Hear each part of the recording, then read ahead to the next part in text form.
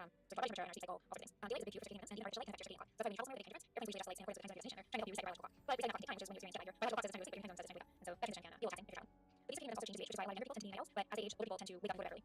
I'm just gonna have to go back and redo all my notes from that class. I wish I could just copy and paste it over to No, I can't copy and paste across boards, I don't think.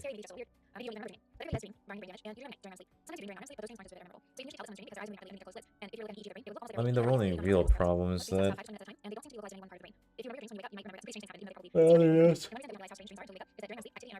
Or with the rest of the other classes, because Mira only lets me have 2 boards. Why do we dream? Dreams. What are dreams? Is this a dream? Another theory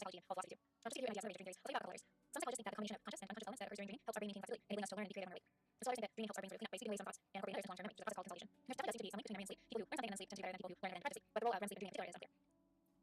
brains repair and recruit by preserving and developing neural pathways. One people think this is actually true, is that if you are constantly developing neural networks and growing, spend most of your time in REM stage. So it might be particularly helpful for them. But given the rigorous you should feel free to come up with your own ideas. Regardless of why dreams occur, the again, it's scary to see our brains come up with them, we're not quite in control.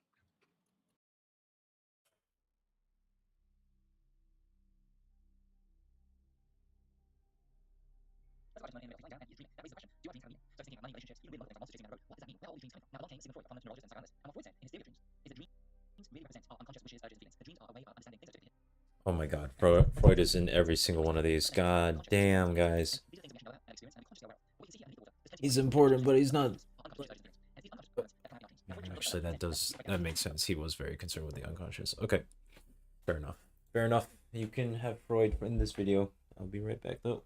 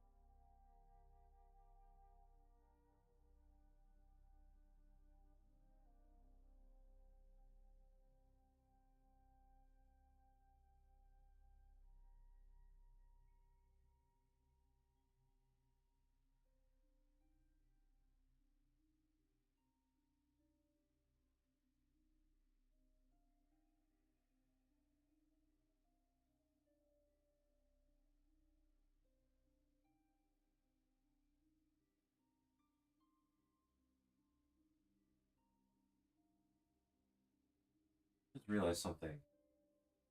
Ending with Death Stranding might be a short-sighted. No, it depends. If I run into, like, an intense moment in Death Stranding, which I assume will happen,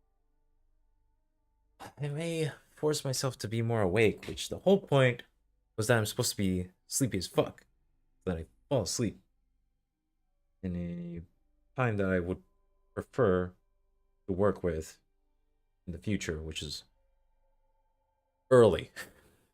I like to sleep early. There are other methods of tricking yourself into sleeping early. But I wanted to do this meme, so it was just, it was the only way to do it. It's the only way. It's the only way. Yes.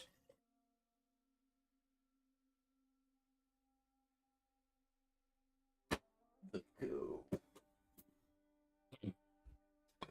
Because I am an epic gamer. Where are we? Dreams.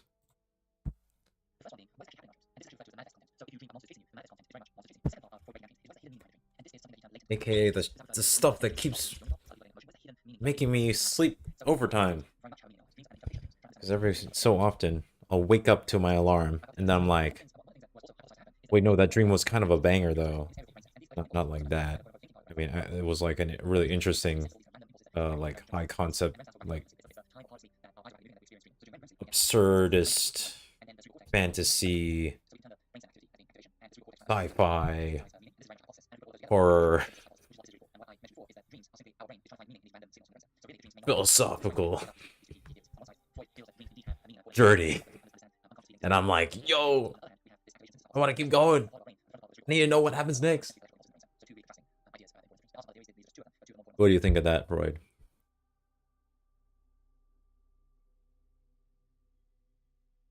I don't think he liked my interpretation. Damn. Oh, shit. Okay, let's talk about insomnia.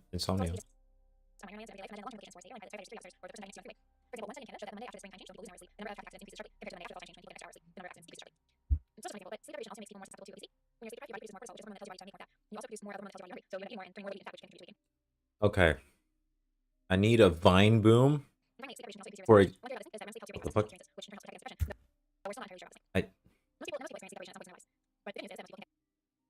Okay. Let's try this again.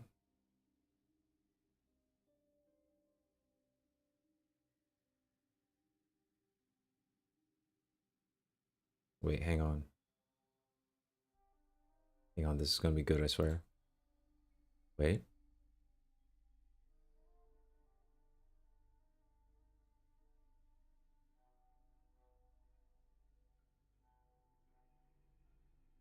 Oh my god, YouTube. Come on.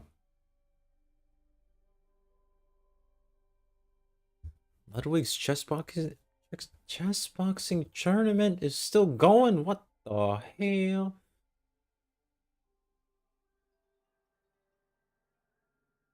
Did Chris go yet? Oh my god, it might be Chris right now. Oh shit, okay. Maybe I will watch it soon. Not right now. If it's still going, I might just fall asleep to it. What? Fine, good.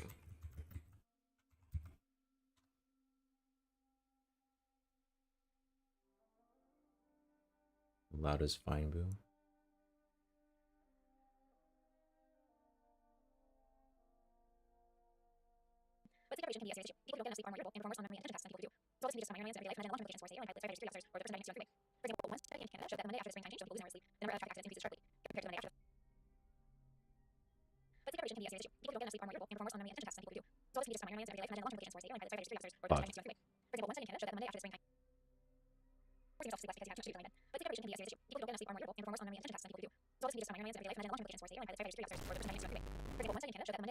Perfect. There we go. We did it.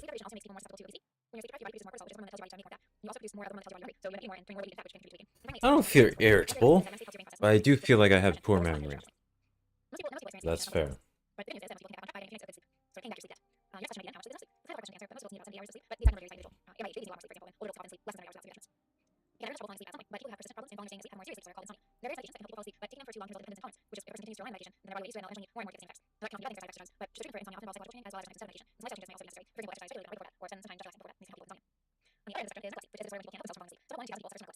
Oh wait, don't exercise before bed.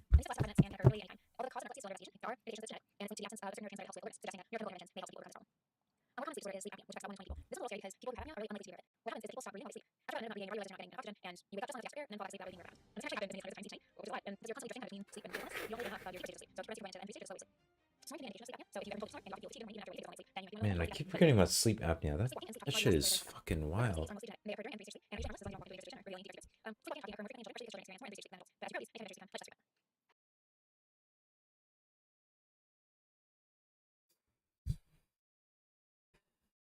Gotta... I'm not even sure what kind of meme could... I don't know.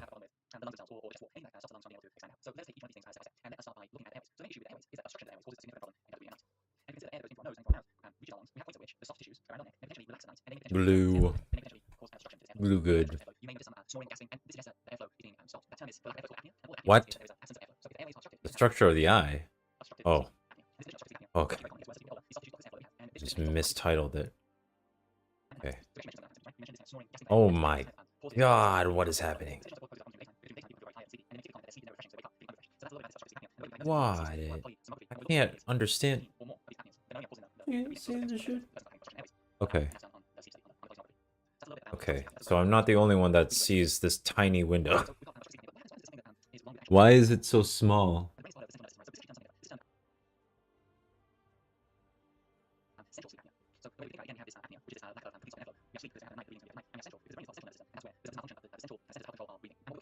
Oh my god. Now it's in 240p. Whoa.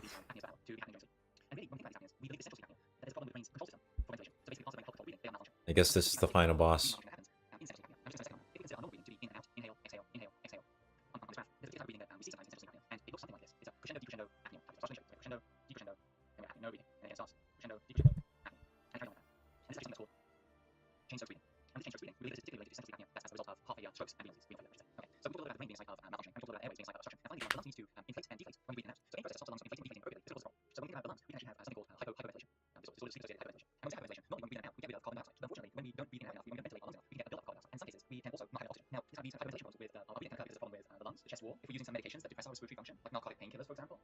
If somebody is very obese and just the sheer amount of obesity reduces their ability to breathe in and out and ventilate their lungs.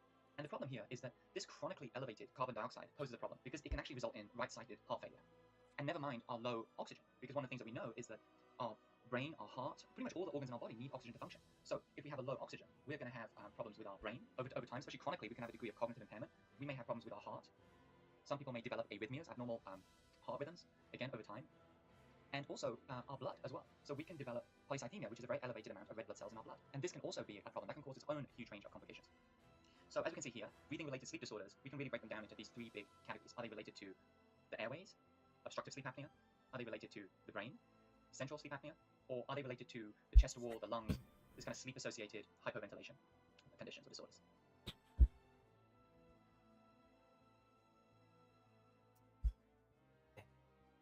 Three different ways to end up with sleep apnea. That's So in fucked. this tutorial, we've talked about states of consciousness that occur naturally, meaning you don't really have to try to be awake or to fall asleep, but there are some states of consciousness that do require some effort. So now I'm going to talk about a couple induced states of consciousness, hypnosis and meditation.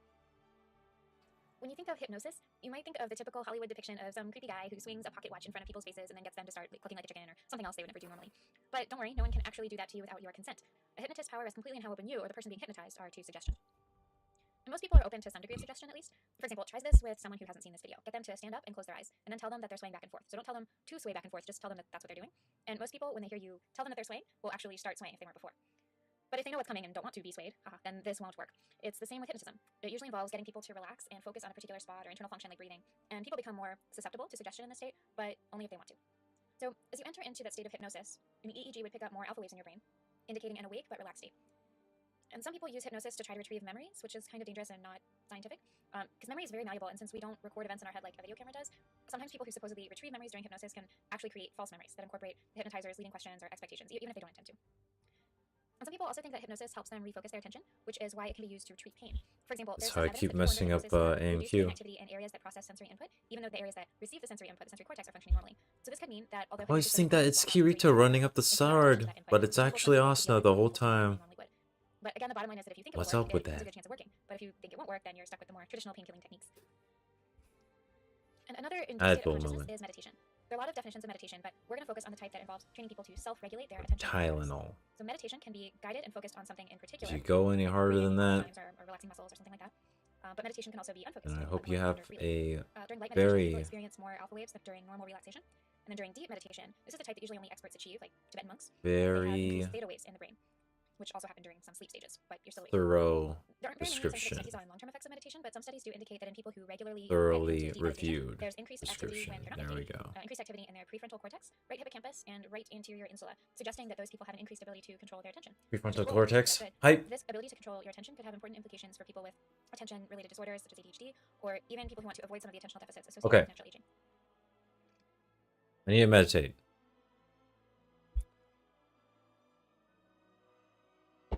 That is what I believe I am learning from this.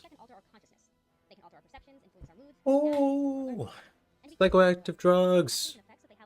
Oh my god. This is hype. Stimulants, hallucinogens, and opiates. Drugs that are classified as depressants depress our central nervous system functions. So they keep Incredibly hype. in certain areas of our brain. They decrease our heart rate, lower blood pressure, slower breathing. They can cause dizziness and left coordination. And importantly, they lower our processing speed. And this is important because it can affect how we interpret and react to the things that are going on around us, because it'll cause us to think more slowly and act more slowly. And there are a number of different types of drugs that fall into this heading. One type is referred to as barbiturates, and these are also sometimes referred to as tranquilizers. And these are drugs that are sometimes prescribed to individuals to help them sleep or help them calm down. And they're also sometimes used with general anesthesia or as anticonvulsants. But the truth of the matter is that these drugs aren't actually prescribed very often due to the side effects that they have because they have high addictive potential. So they've mostly been replaced by another type of depressants called benzodiazepines. And these are prescribed for the same things. So they're prescribed to insomnia, anxiety. Benzodiazepines, yeah. The last depressant I'm talking about is alcohol. And it might surprise you that alcohol is characterized as a depressant since it's associated with going out to bars and flirting and dancing with friends. But rather than increasing a stimulating effect, what's actually going on is that alcohol is lowering their inhibitions, so it's decreasing their cognitive control. And so people who might accidentally dance in front of others, alcohol is stopping the thing that would generally stop them. And of course, all the other symptoms of depressants are also present with alcohol, things like lack of coordination and slurring of speech, etc. The next type of drug I'm going to talk about are stimulants. And depressants depress our central nervous system functioning, stimulants excite, so they stimulate our central nervous. They increase our heart rate and blood pressure and increase our alertness. And so when people take them, they feel more awake, they feel more alert and energetic. But they also make people nervous and jittery, making them unable to sit still. And you're probably very familiar with one of those stimulants in particular, and that's caffeine. And this is a part of coping caffeine, and also coffee that helps keep us awake. And you may have heard of other stimulants as well, things like amphetamines, like Adderall, I definitely drank a lot of coffee at the start of this stream. And I mean that from yesterday. From yesterday's start of the stream.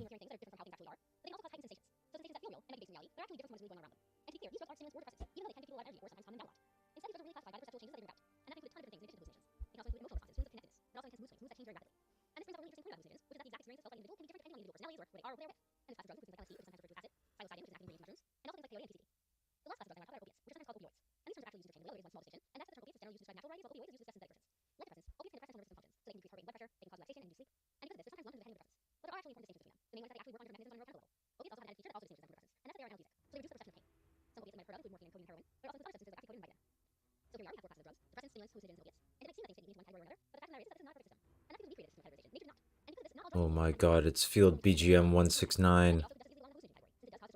Holy moly. I've never even heard of that one. What? Oh, I totally skimmed over the last. MDMA is very interesting. Actually using it for a lot of psychiatric treatments are in trials for MDMA, which is really interesting. I'm not that interested in studying it, but it's extremely curious. Or piques my curiosity, certainly.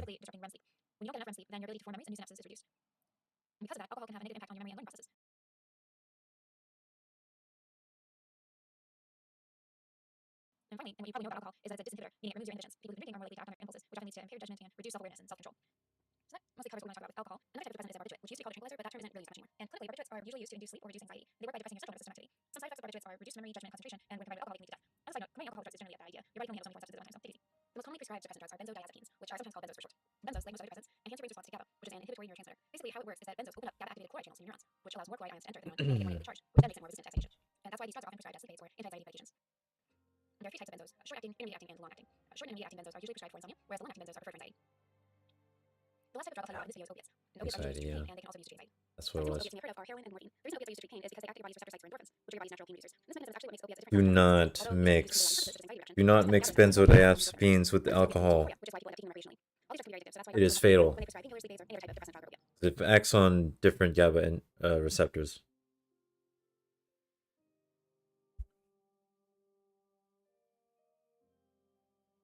So we talked about depressants, which depress neural activity and bodily functions, and on the other hand, we have stimulants, which stimulate or intensify neural activity and bodily functions. And these can range from your everyday stimulants like caffeine to more hardcore drugs like cocaine, amphetamines, and ecstasy. And in between those extremes are nicotine, which is found in cigarettes. If you ever tried to stay awake by drinking coffee or soda or something like that, you know that caffeine adds energy and can disrupt your sleep for several hours. Nicotine actually acts similarly. It increases your heart rate and blood pressure and arouses the brain to a state of heightened alertness.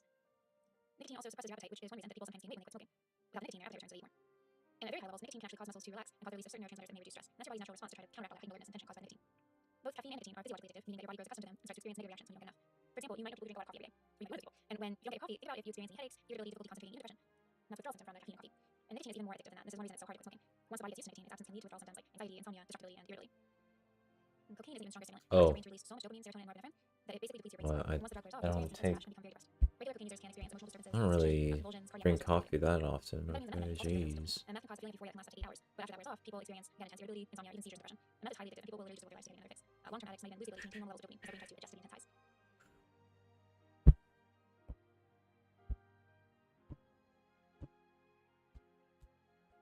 Okay, the last type of psychoactive drug we'll talk about here is hallucinogens. And these drugs, as you might expect, cause users to experience hallucinations or sensations that aren't really there. Even though all hallucinogens do cause altered perceptions and feelings, there are many different types of hallucinogens that can have a wide range of specific physiological effects. Some hallucinogens even have memories, which we'll get to at the end of this video. But first, we'll talk about a drug that straddles the line between stimulants and hallucinogens: ecstasy.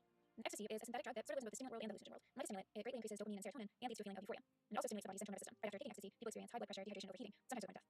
And ecstasy can actually damage the neurons that produce serotonin. And serotonin has several functions, one of which is moderating your mood. If you don't produce serotonin, you may experience a permanently depressed mood. So that can be a side effect of ecstasy. Okay, so that's the stimulant side. On the hallucinogen side, ecstasy causes hallucinations and heightened sensations. People often get an artificial feeling of social connectedness and intimacy, as well as potentially seeing things that aren't there. So just to recap, like a stimulant, ecstasy increases your heart rate and other body functions, and like a hallucinogen, it causes you to perceive things that aren't there. Serotonin. Shout out. Shout out to serotonin. With LSD, most of the hallucinations are visual as opposed to auditory, so you see things that are there rather than hear things that aren't there. Marijuana is also considered a mild hallucinogen, though it shares properties with some other types of drugs as well. The main active chemical in marijuana is THC, which heightens sensitivity to colors, sounds, tastes, and smells. That's the hallucinogen part. Like alcohol, though, marijuana reduces inhibition, relaxes the central nervous system, and impairs motor coordination and perceptual skills. So, don't smoke marijuana. Marijuana can also disrupt memory formation and interfere with short-term recall. Unlike alcohol, however, THC stays in the body for up to a week, meaning that regular users actually need less of the drug rather than more to achieve the same high. Now, sometimes marijuana is also used to relieve pain and nausea in medical situations, but just like in medication, you have to wait the potential side effects against potential methods. Other medical uses of hallucinogens include treatment for PTSD. Some types of hallucinogens seem to allow people to access painful memories from their past, but in a way that's detached from any strong emotional reactions. So this can mean that they can recall traumatic memory and come to terms with it in a way that's not possible under normal circumstances.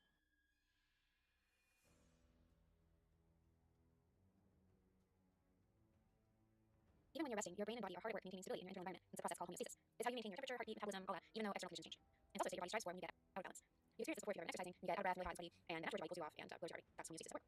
And it also works when you take drugs. So for example, if you take amphetamines, then which raises your heart rate, then your body quickly tries to lower your heart rate and get you back to normal. And what's really interesting is how smart your brain is about this. If you're a regular drug user, then you probably have certain ritualistic behaviors that lead up to the drugs entering your body. For example, you might always take your drugs in Yeah, certain okay. or certain day. Psychoactive drugs can be classified under processing the environment. I feel like a lot of these categories are just like desperately trying to like pump up very large pieces of information. I can see how this is a problem. Oh my god, I'm only 14 minutes away. I'm not switching. I ain't switching my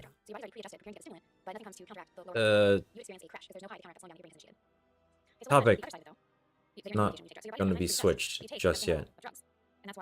Yeah, 13 minutes.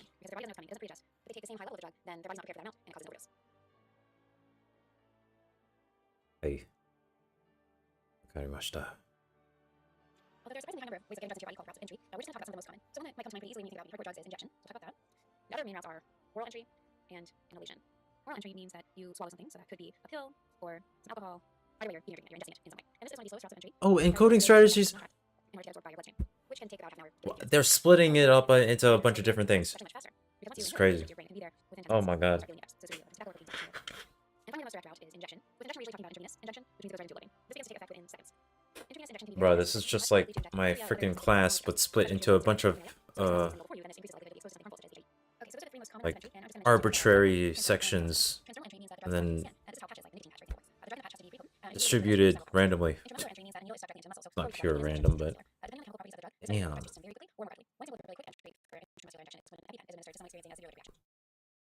It's chugging. Chugging. It's not prepared. Wasn't prepared for that. I was literally just scrolling up on the playlist to see what I've already watched, and now it just oh no. Did I just crash Firefox? That's not good. Come on. Alright, yes, we're so close. Because studies have shown that to have the most access points to blood vessels, you need to stick it in after muscle, so the MRI can take effect really quickly. Many vaccines are also administered intramuscularly, which is why your arms extra efficient shots of the flu shot. And now I've been talking about how fast these different drugs take effect based on route entry, which may be clearly relevant in cases of impact when you're trying to save someone's life. But another important element connected to the rate of absorption is the potential to produce dependence. People are more likely to become dependent on drugs that take effect more quickly. For example, injected drugs have higher addictive potential than pills.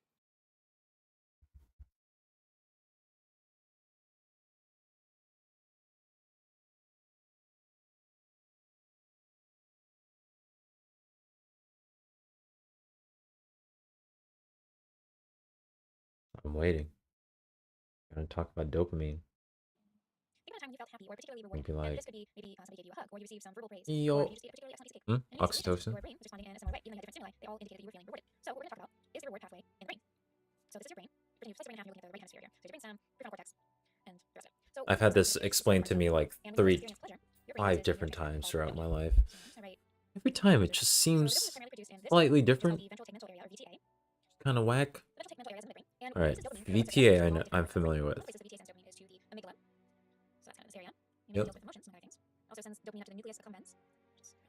Ah, the NA. The classic. PFC, yeah. So it's kind of around here. Just know that because it's probably be a little closer to the amygdala or the left, the hippocampus is temporal of the brainstem. We're just drawing it here so it's a little easier to separate out from the other parts that we're talking about. And the hippocampus is responsible for the formation of memories. Right, so now we set up all the parts of this pathway, and what happens is that when you experience a stimulus and the dopamine and BTA is released and travels along these pathways, it basically tells your body that this is good, let's do it again. So this is a natural response to some pleasurable stimuli such as food, sex, social interactions, also certain drugs, particularly stimulants such as cocaine or amphetamines, can initiate this response. And of course, different stimuli activate the circuit to different degrees. And when we're talking about drugs, that's one reason that some drugs are easier to become dependent on and others they activate this reward circuit to a greater degree than others. The nucleus accumbens, the amygdala, and the hippocampus are all part of something called the mesolimbic pathway. And as a side note, try not to get too caught up in the terms. These terms, the mesolimbic pathway and the striatal pathway, sometimes used in slightly different ways by different people. And that's VTA, right? I'll produce highlights the really important parts of the reward pathway, so I'm just going to use some more common terms. Okay, the mesolimbic pathway is a big part of the reward circuit in the brain. So what happens is the VTA releases dopamine and goes to all these different parts of the brain which have dopamine receptors. So they activate dopamine, and the result is feeling happiness, euphoria, which is the reward you get. So for example, the amygdala, which helps process emotions and is connected to the hippocampus, will say this was a pleasurable sensation, I enjoyed it, and then your hippocampus will say, well, let me remember everything about this environment, so we do this again. For example, go back to that excellent piece of cake you might be eating. Your amygdala says, this is delicious, I love this, I'm feeling inspired right now. And your hippocampus will let me remember what restaurant, what exact piece of cake I ordered, who I met with, let's remember things about this experience. And your nucleus accumbens, which helps control motor functions, says, well, let's take another bite, let me use my hand to use fork to get another piece of meat. And your prefrontal cortex helps focus on that cake and divert some of your attention to it. And then you take another bite, and it's delicious, and the reward circuit goes crazy again, and dopamine goes out, and that's why you experience this sort of continued pleasure. And one interesting thing to note is that with the continued activation of this reward circuit, we talk about dopamine goes up, and at the same time, a neurotransmitter called serotonin goes down. And serotonin is partially responsible for feelings of satiation. So this is why drugs can be problematic when you continually activate this dopaminergic circuit, this reward circuit. Your dopamine goes up, so you have this increasing sense of euphoria, but also serotonin levels can go down, which means you're less likely to be satiated or content. What you may notice about this cycle is that it's a very biologically driven process. A long time ago, people used to think that drug addiction was completely driven by failure of morals or willpower. And while people's choices are definitely strongly involved, we now know that addiction has physiological components as well. It's similar to looking at your family history to see if you might have a genetic predisposition for high blood pressure or something. If someone in your family has high blood pressure or suffers from drug addiction, then you may have some increased risk to develop the same condition. However, environment and your choices matter too, so don't worry, nothing's set in stone. Some evidence for the biological basis of drug dependence actually comes from animal models. Scientists took rats outside, to give them cocaine to push the lever, and when they do this, rats learn very quickly to push that lever, and they'll even engage in drug-seeking behaviors and will increase their dosage if they're allowed to.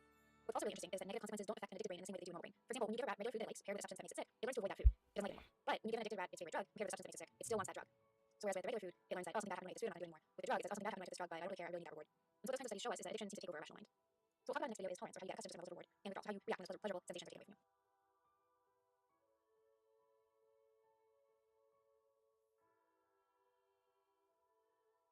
Alright, I'm going to start out with a challenge for you. I'm going to show you a series of sheets, and I'm going to count the number of yellow stars that you see. Also, count the number of red X's that pop up on the screen. So that's two separate numbers, one for how many yellow stars you see, and one for how many red X's come up on the screen. Alright, so that was probably a challenging task, because you had to count two different things, and I kept talking to you while you were trying to do that. So we'll have divided attention, which we'll talk about in just a second. Oops. First, I did. So let me show you everything you just saw. That was at 4 times speed. I don't think we had a chance for that one. I'm gonna be real. When you're paying attention to something, that means that you're concentrating on it to the exclusion of the other stimuli in the environment. A lot of times, though, we try to divide our attention and do multiple things at once. So maybe watch TV while studying, or try to count yellow stars while trying to count red X's. The thing is, as you just saw, attention is a limited resource, and we can't split it all that well when it comes to complicated stimuli. So if you're trying to do two things at once, you usually end up switching between those tasks rather than doing them simultaneously. Even if you're switching so fast you can barely tell. So think back to when you had to count the yellow stars and the red X's, you couldn't really do that at the same time. You had to kind of flip back and forth. When you switch, or if you do just intend to focus on one thing at a time, you're exercising your selective attention. You can selective attention like a flashlight beam on some aspect of your environment. You can move the flashlight around depending on what you want to focus on, but at any given moment, Selective attention. Holy shit. Oh my god. We're going into attention science. Oh yeah, baby. That's what I've been waiting for. That's what it's all about. But then encoding strategies is right there. Okay.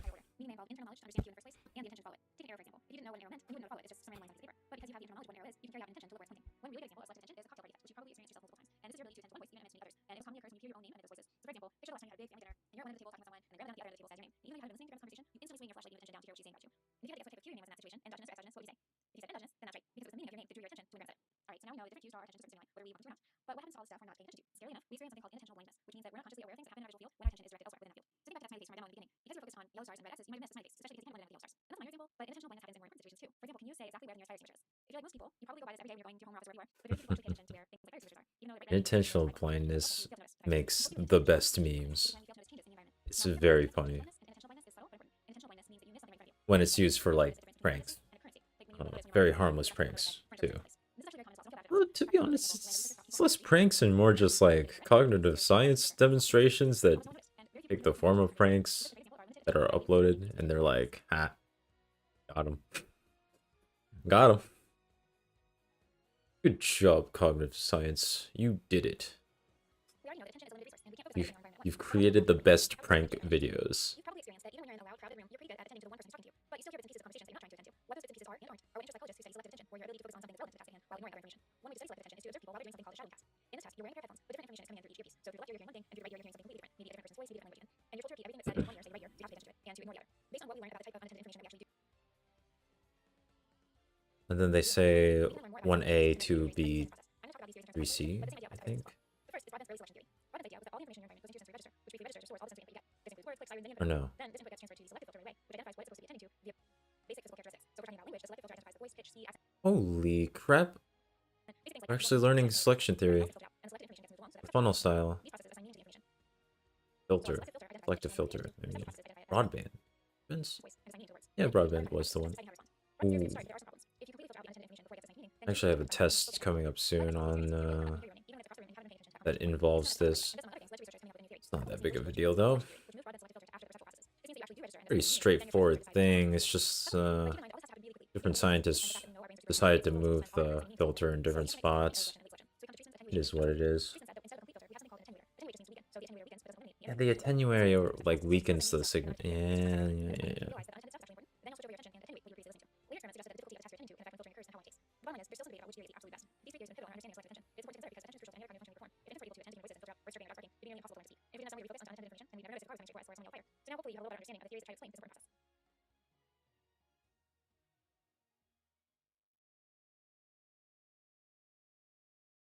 We talk about selective attention, we're really talking about focusing our conscious awareness on a particular stimulus or group of stimuli. And one way we can think of this is using the metaphor of a flashlight or spotlight. So imagine you're in a dark room or a dark cave with a flashlight. You can really only see what that beam light is pointing at any moment in time. The rest of the surrounding area is still dark. And you can move that flashlight beam around and you can focus on different things, but you can't illuminate everything at the same time. And that's what selective attention is all about. We take in a ton of information about the environment from our five senses, but we don't consciously process all of it. But when something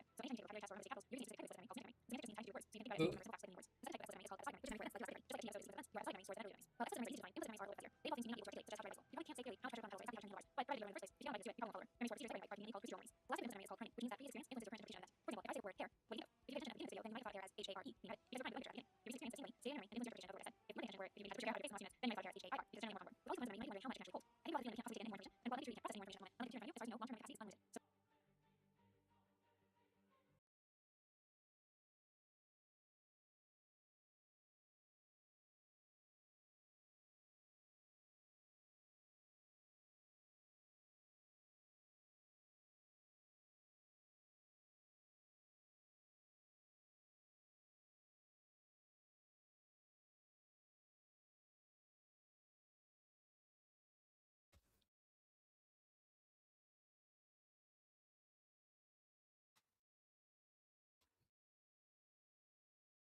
It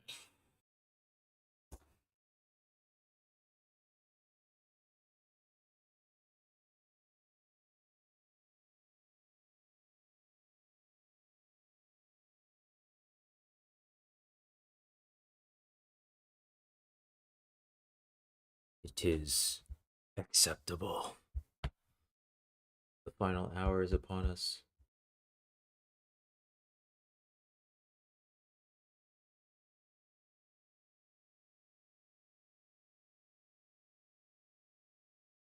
What a stream.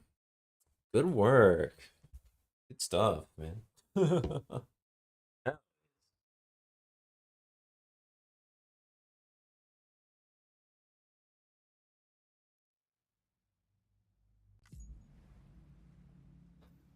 Gotta get the stamina training in somehow.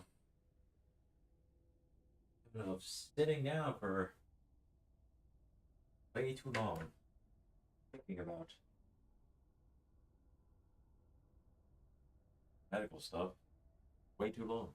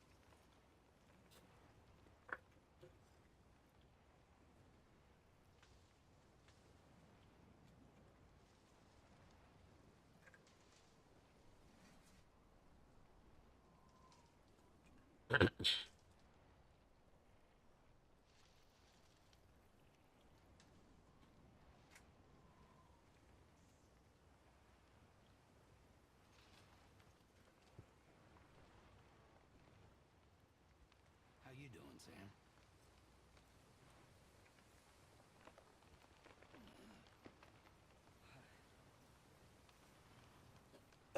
Well, Sam, you're just gonna leave Sam hanging? What? The hell, man? Come on.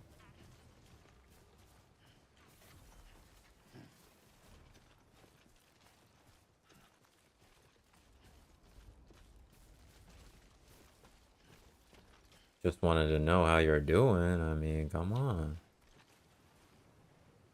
Ornaments? Huh. Guess we're not the only ones celebrating Christmas.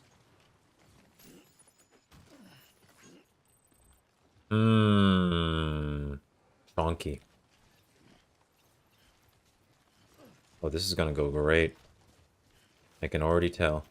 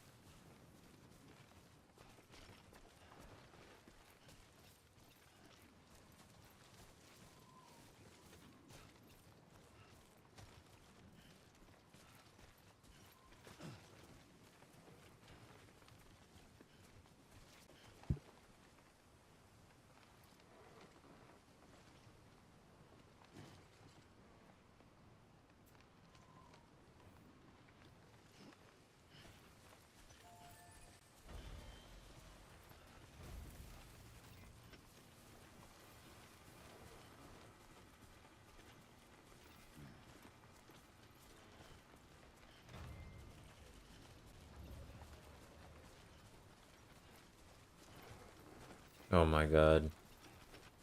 How? How in the goddamn fuck?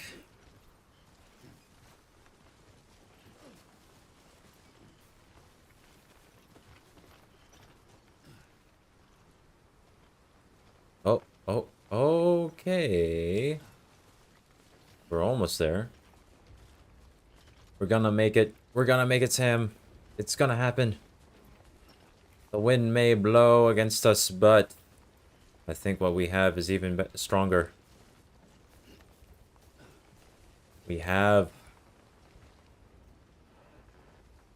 power of small child. I know, right? Holy shit, dude. I'm literally climbing the cliff's face right now. This is not... This does not seem like standard quarter terrain here. What is going on? I don't... Did I really climb down this? Am I going the wrong way? Where am I? What is happening? Whatever. I'm there. Am I gonna slip and fall? Please tell me I'm not gonna slip and fall. It's gonna be so annoying. Okay.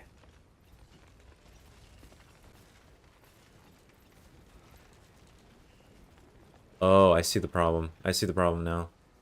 Uh-oh.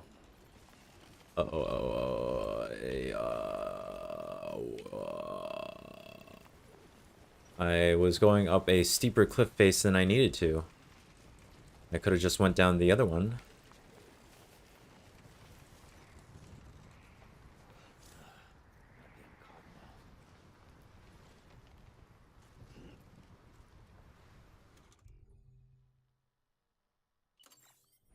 Gotta use that monster energy, man.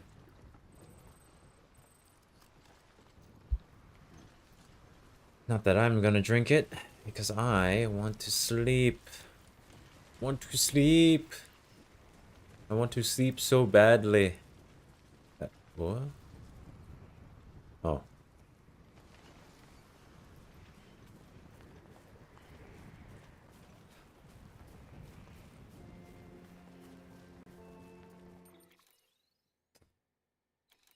It's been a hot second since the music has kicked in. So, yeah. Time to go back to having you guys muted. Or having the game muted on your end.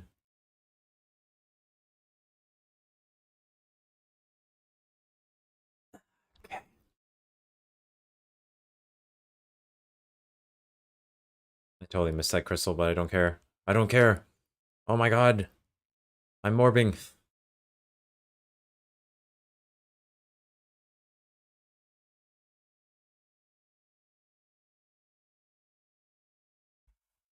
Well, I mean, I gotta pick up those. Obviously.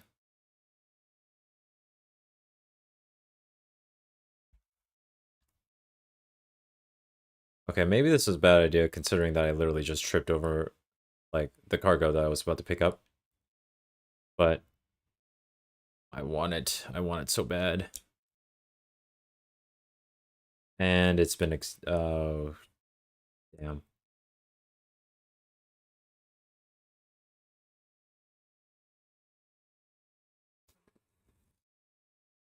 Yeah, that's kind of far. That's kind of far. Wait, no, hold up.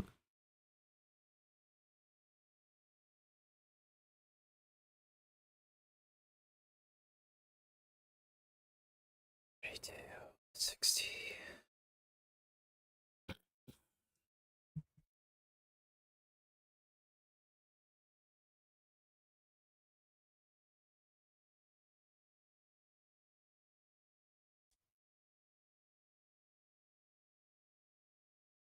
It's not happening. It's just not happening.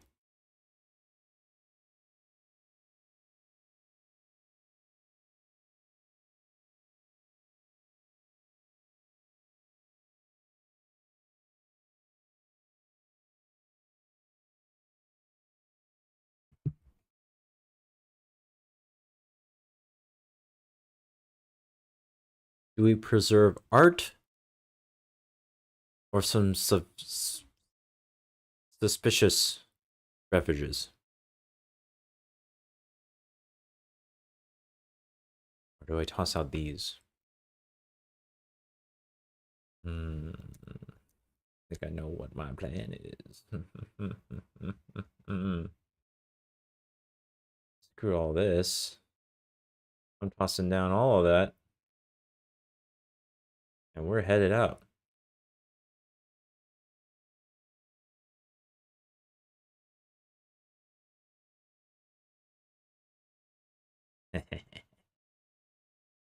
Yes. This is genius. This will know. This is impossible to go. Oh my god, I totally screwed it up again. I forgot to press the confirm button.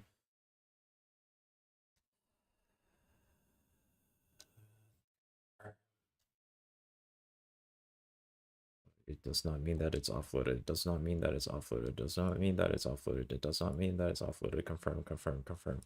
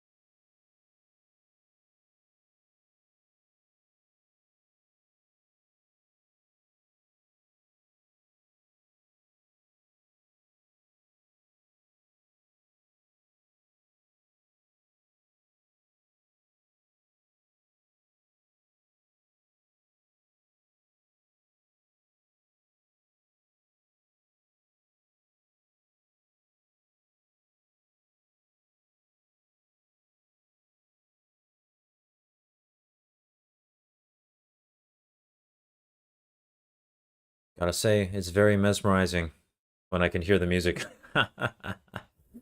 Got him.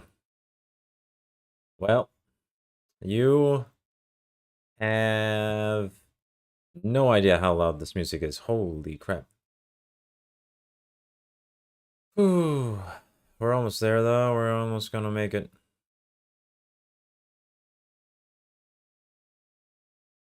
Benjamin, I think that's a great idea, but right now I need to deal with literally everything else that's happening. Okay. That was the music. The magic is gone. Okay. You guys can come back now.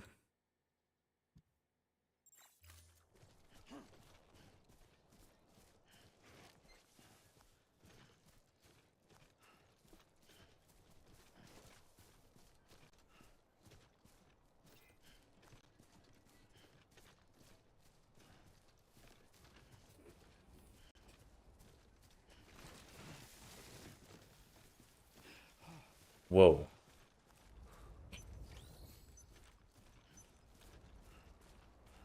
That was a bit much, don't you think?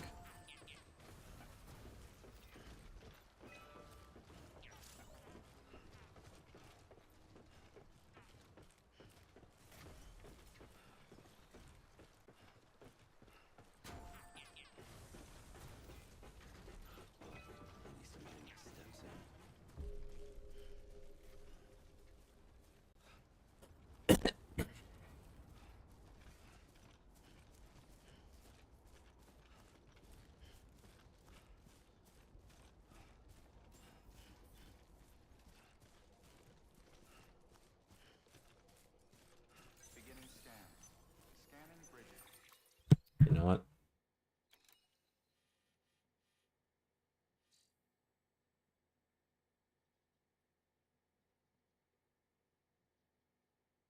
So we're gonna let the game speak for itself.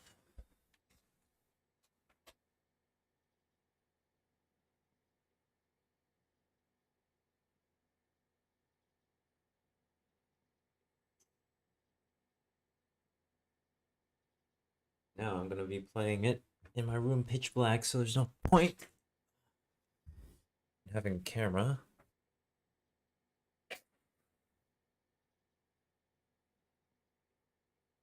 Full immersion time. ID.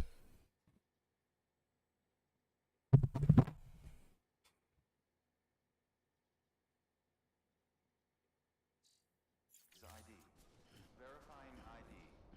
Clear. All weapons will remain locked until departure. Cargo verified. Thank you. Decontaminating suit. All clear. Welcome, Sam Porter Bridges. Keep on keeping on. Keep on keeping on.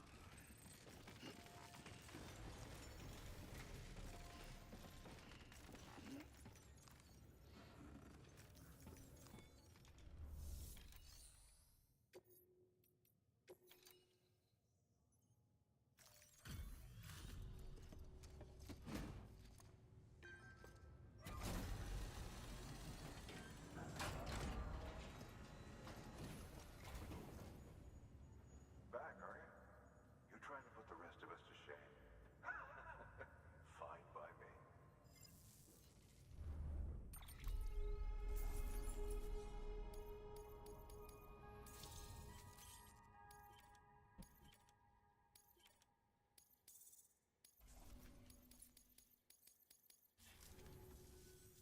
Bison.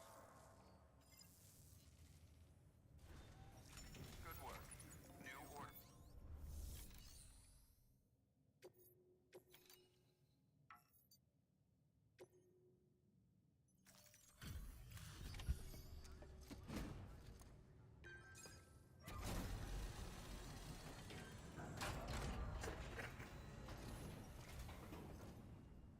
You brought this from the wind farm? I can't imagine what a chore that must have been. Thank you. Huh. Made record time. Wow. Don't do things by halves, do you? Hard to believe one man could bring in a hole this big. Then again, you are a legend.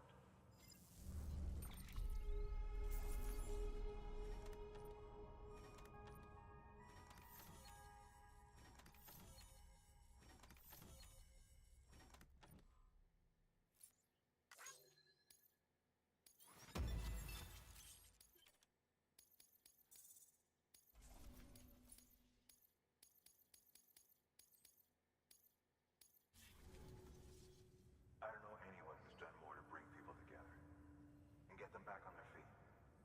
It's hard to believe you're just one guy. Can't help wondering if the great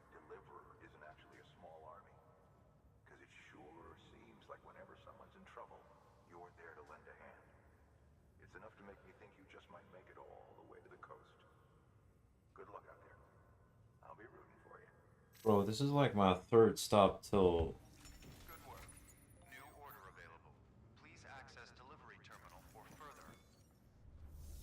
It's like 10 more stops before we can even call it close, guys. I don't even know what they're even talking about.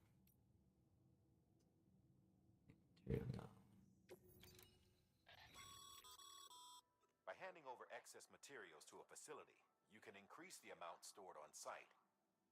Now, these materials can then be used later for equipment fabrication and so forth.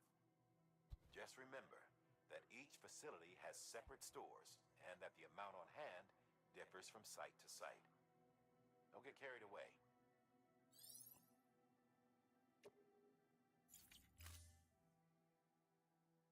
Boots are good.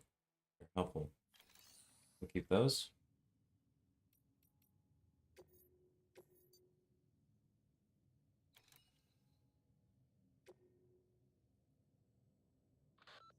For this retrieval order, you'll be hunting down a book. An old-school printed on paper book, the kind that predates the Death Stranding. Even before the world went to shit, most were published in digital formats only. It's rare to find one intact these days. Apparently, this particular book was the work of researchers who may have anticipated the Death Stranding. It was en route to Hartman when it was taken. Mules, according to way station staff, in case you hadn't guessed. The book's no different from any other cargo to them. But to us, it's priceless. Get it back, ASAP. You betcha.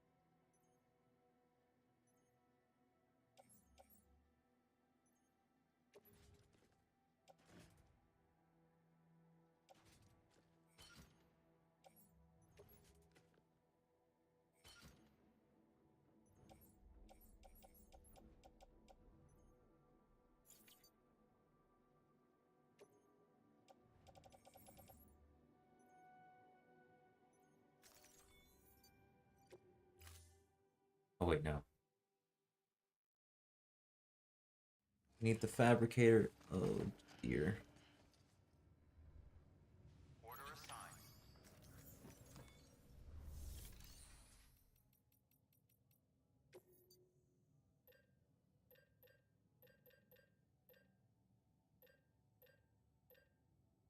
Oh shit. Where's my strand? Wait, what? Do I have that for free? Please tell me I didn't just throw that away. That'd be so awkward. Oh, thank God it's still here. Okay, this is all that really matters. Okay, well, I probably want one... I'll just collect my stuff again. Beginning scan. Have a pleasant trip. Keeping on.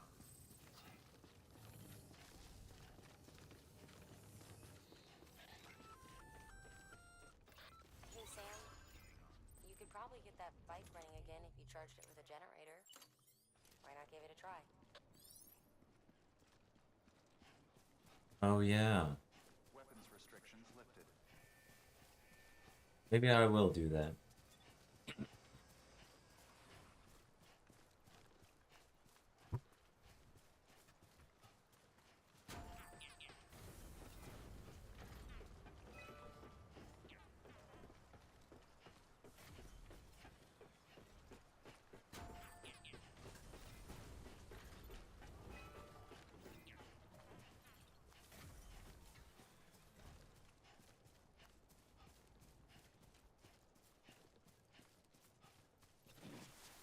Hmm?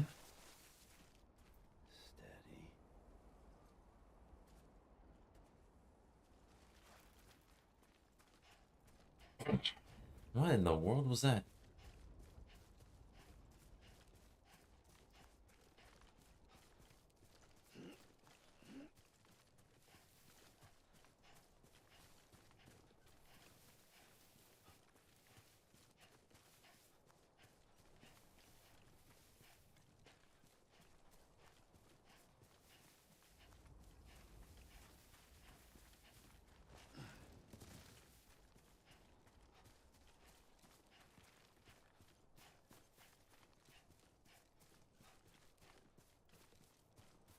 Keep it up. Keep it.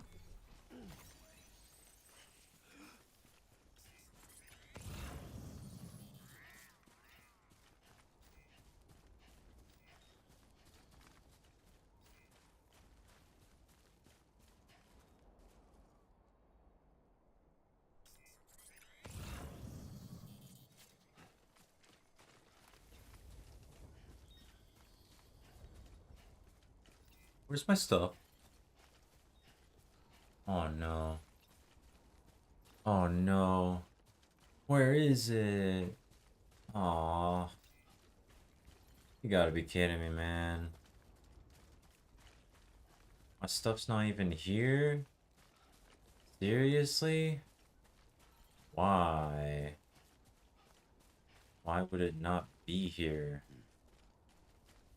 What?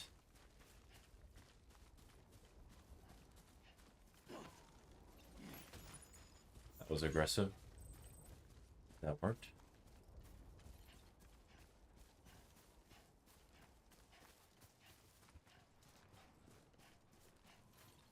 Okay, whatever. I'll just ready myself for combat then.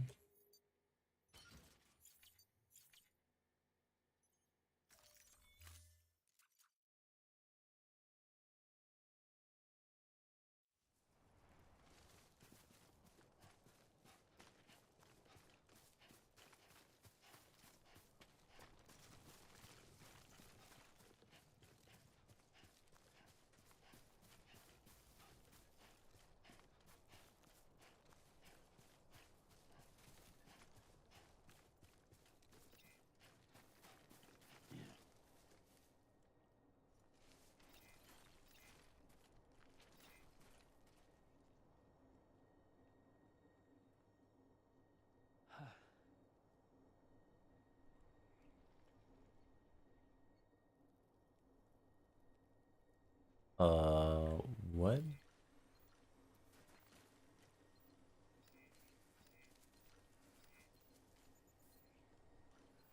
Somehow I'm even more confused looking at it in first person. Okay. That's cool, I guess.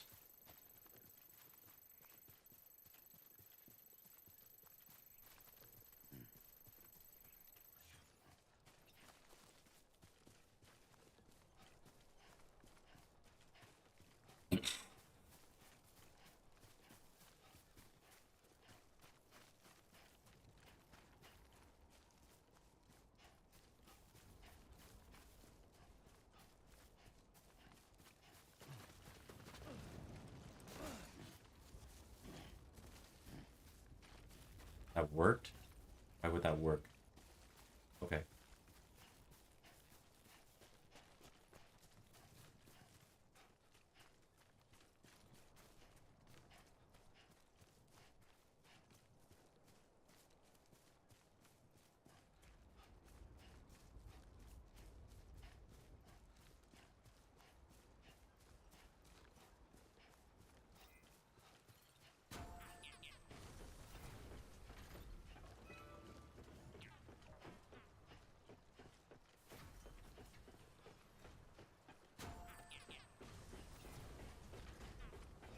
These things are probably why those bridges took so much goddamn resources. So many goddamn resources, man. Seriously. Seriously? Now there's a storm. You gotta be kidding me.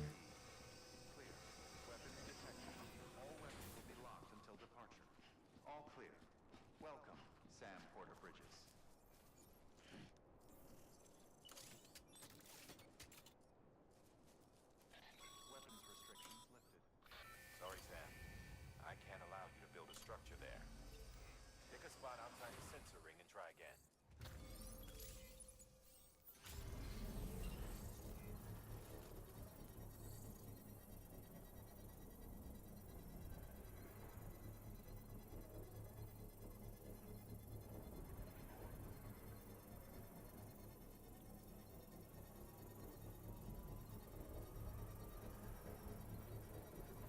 Construction complete. Oh my god, it's loading. It's charging it. Oh my god. Holy shit. My wheels. I feel so powerful and I haven't even ridden it yet. Oh, let's go. Very nice.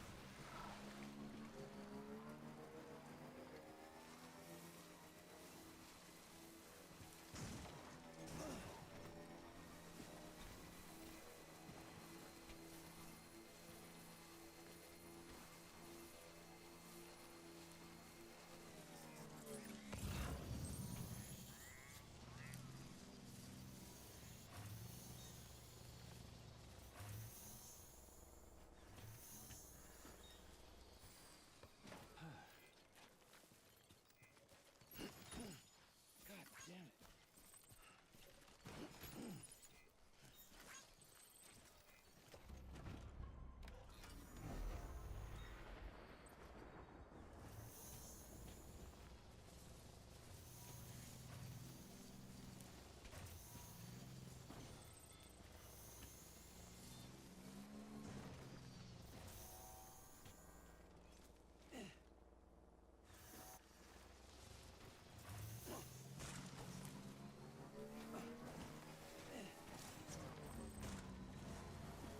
Oh my god.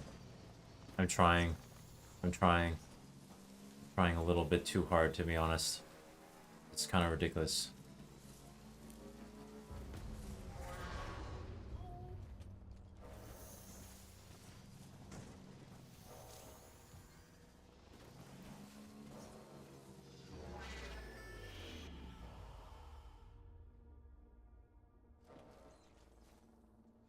Alright.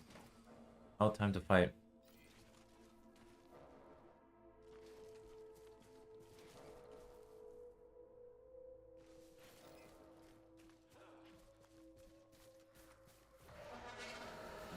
Come on, baby. Let's go. Hey, yo, what?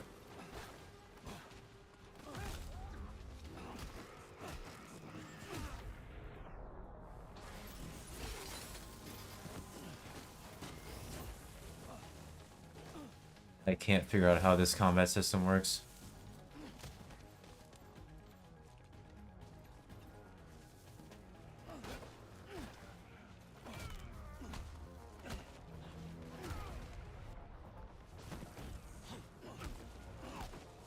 I didn't even dodge. I didn't even press anything. What?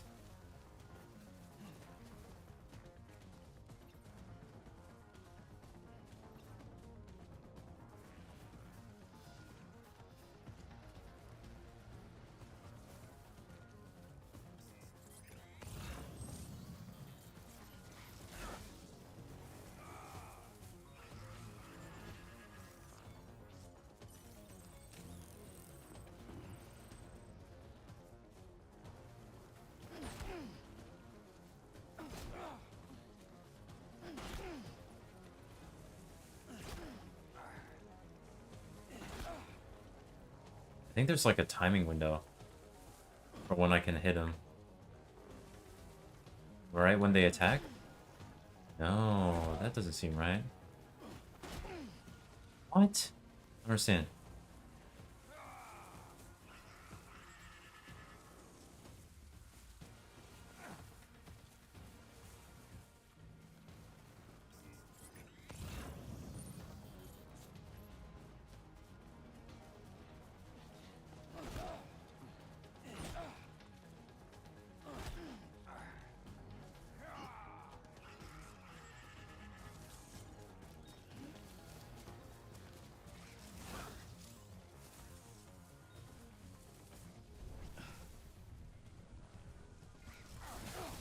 Ah, man, I thought I could do something about that. Shit. Wait, I don't understand. Why can't I do something about him?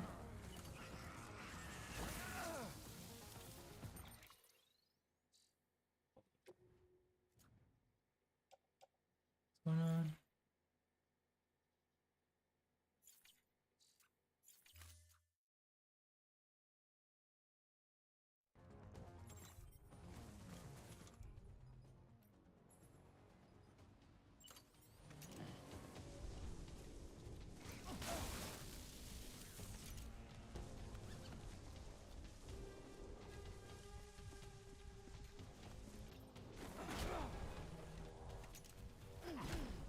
Why can't I hit him?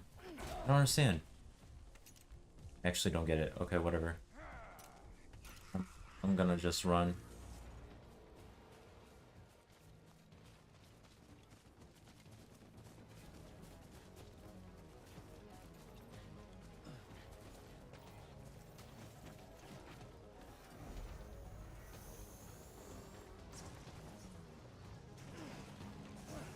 I'm out of here. Screw off, idiot.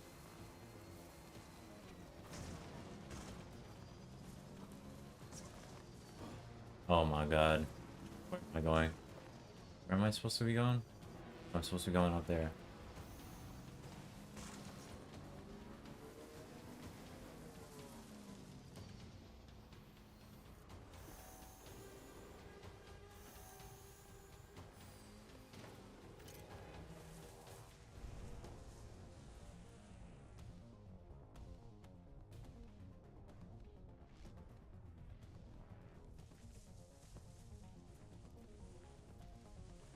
Okay.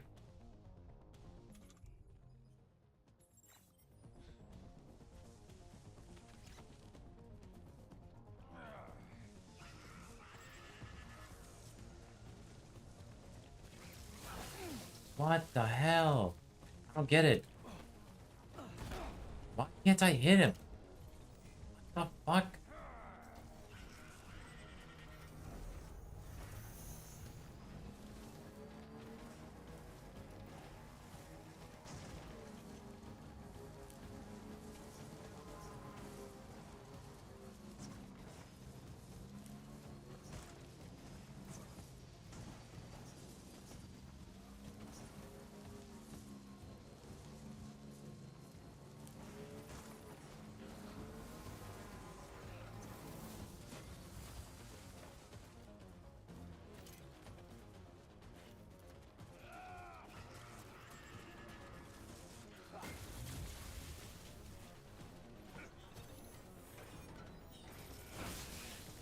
Damn, I nearly got it. That was funny.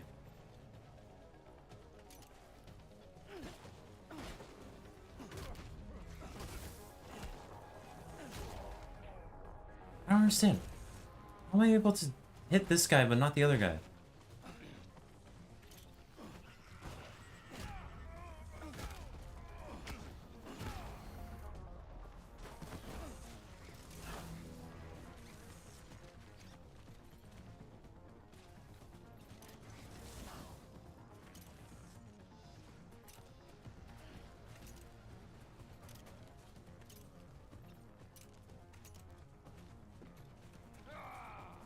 Okay, wait. Is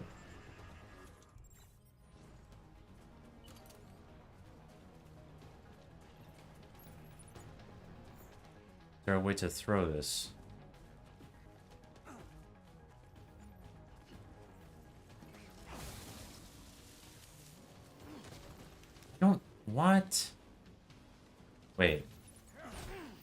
No, he's still... Why? Doesn't even make sense.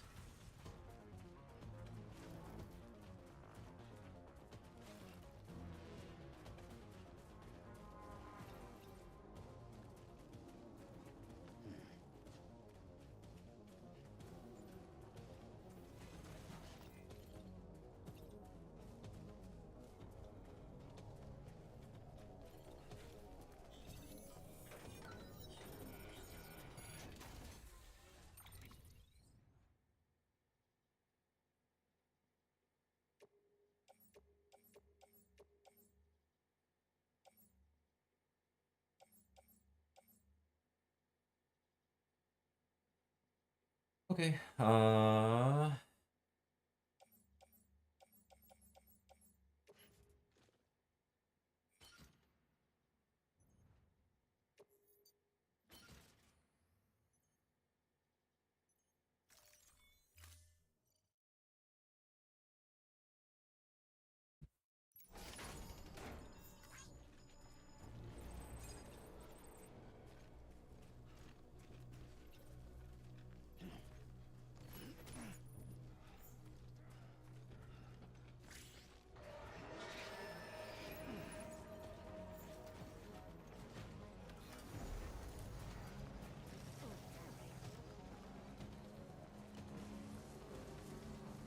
don't get it, but I guess we got out of there.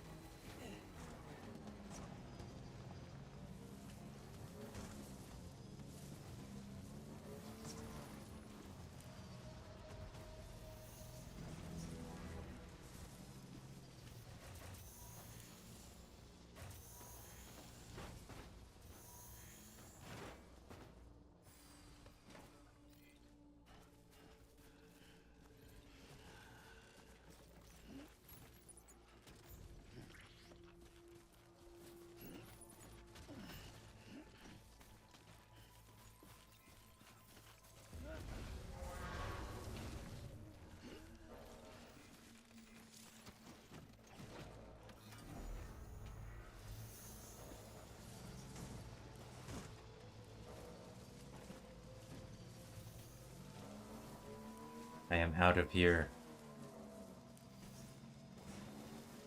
I'm out. And it is for that reason that I am out.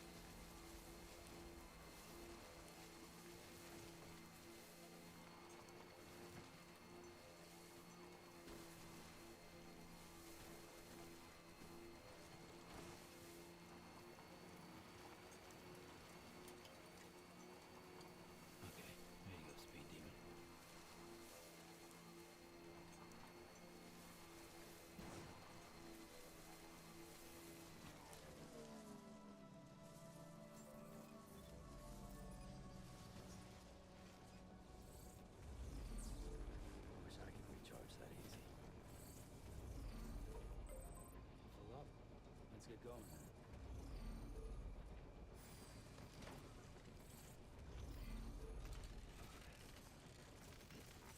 Beginning scan. Scanning bridges ID. Verifying ID. Clear. Weapon intersection. All weapons will be locked until departure. Cargo verified. Thank you.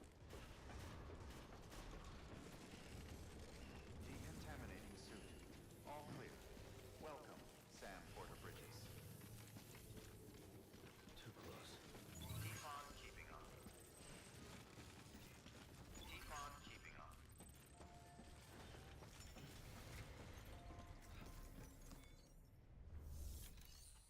Okay.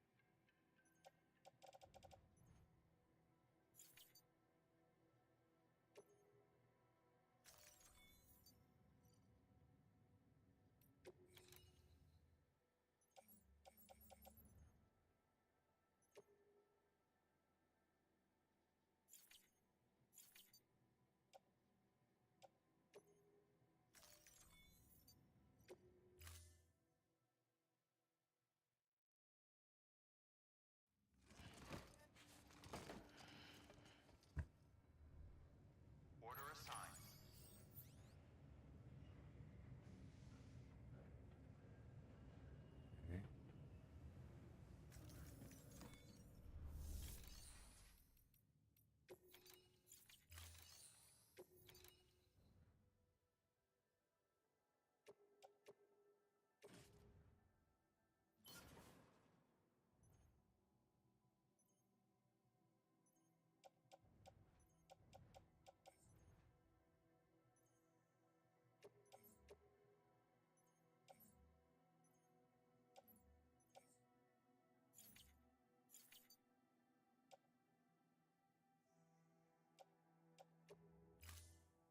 Wait, what? Hold up. I feel like I'm a little confused about how I see. I exceeded the max. Okay.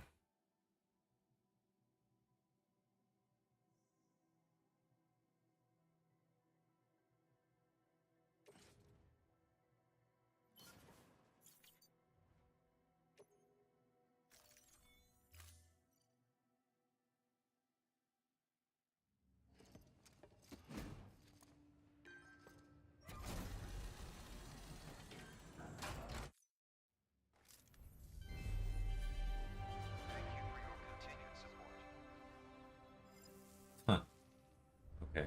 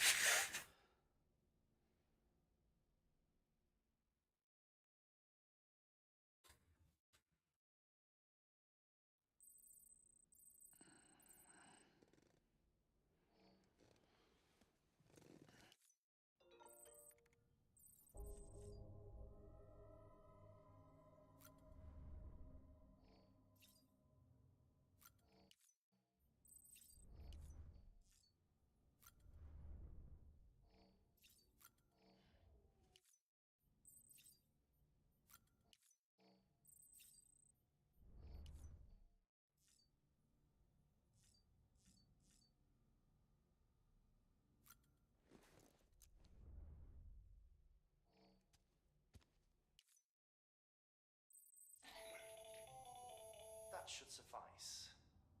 Glad to see everything's in good working order. The latest in our line of EX grenades. I give you the number 2. Okay. As you may have surmised, this model was produced with various extracts refined from your fecal matter. We suspect that your regular consumption of cryptobiotes has led you to excrete certain compounds that may prove especially effective against BTs. If you would like us to produce more, you need only furnish us with the requisite raw materials via your private room's toilet. I look Wow. forward to your feedback. Fantastic. I look forward to yours.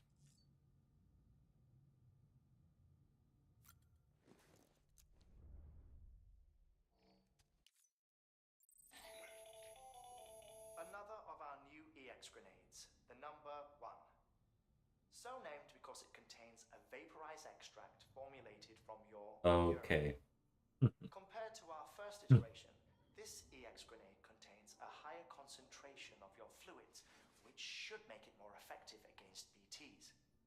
Wow. Whenever you avail yourself of your private room's facilities, we will collect the results and produce additional units for your use. So you needn't worry about running out. I feel like Sam is very creeped out by all of this. Which I would be too.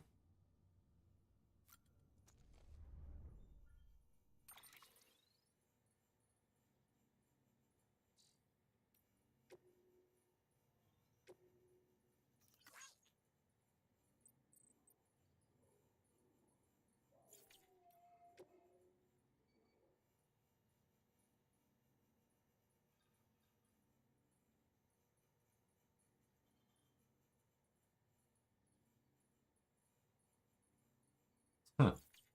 Okay, Benjamin. Okay.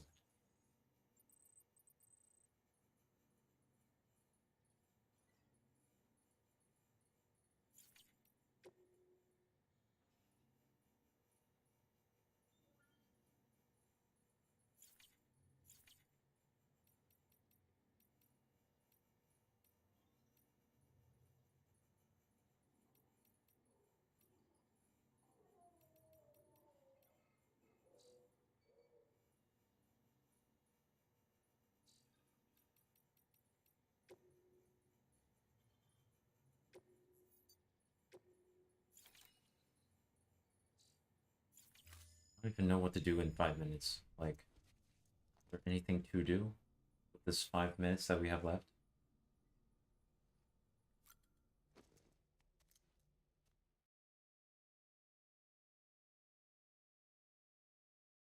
I mean, I know there won't be 5 minutes on the actual stream. But I started the stream at 8 p.m. last night. And I plan on ending it at 8 p.m. tonight.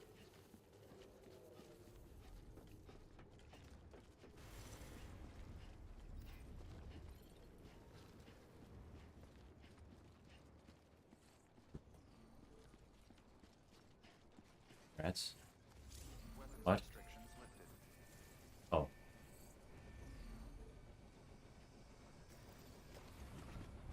so confused. There's a lot going on at the end of this road. I don't want to drive.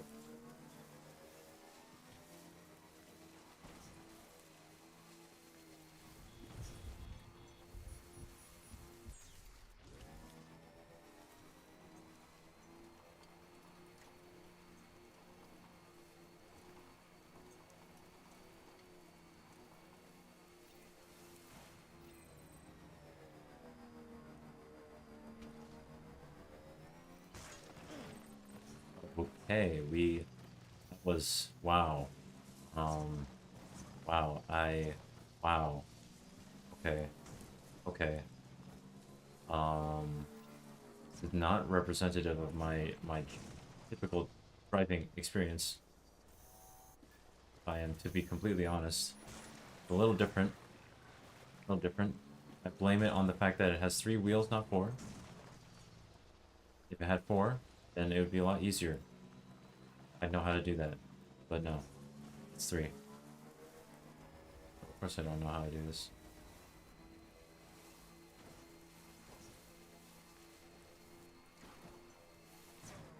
Aw, man.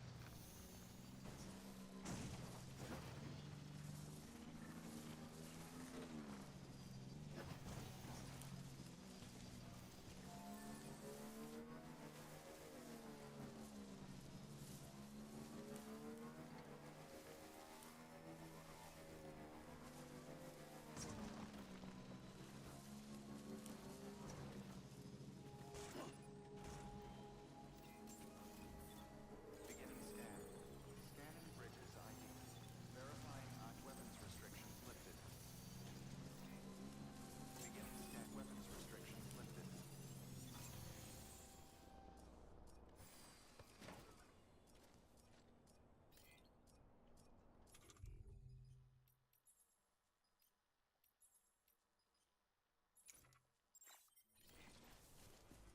Beginning scan. Scanning bridges ID. Verifying ID. Clear. Weapons detected. All weapons will be locked until departure. Cargo verified. Thank you.